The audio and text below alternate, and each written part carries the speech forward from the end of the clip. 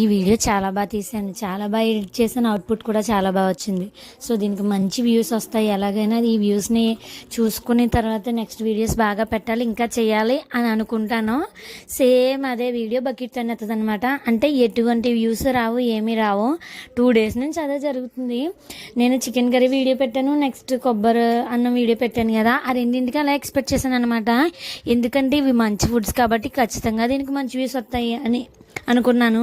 ఏ video అయితే ఇది సరిగ్గా వెళ్ళదు అని అనుకుంటాను, ఆ వీడియోకి మాత్రం మంచిగా వ్యూస్ వస్తుంది, మంచిగా లైక్స్ వస్తాయి.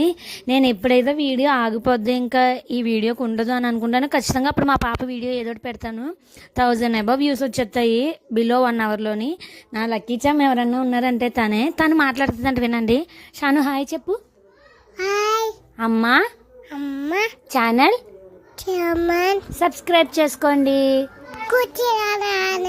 అందరూ. Good bye bye. నా పక్కన నా కొడుకు కూడా, మా ఇద్దరు మాట్లాడేసరి విన్నారు కదా. సో ఇప్పుడైనా మా పాప మాట విని సబ్స్క్రైబ్ చేసుకోండి అబ్బా.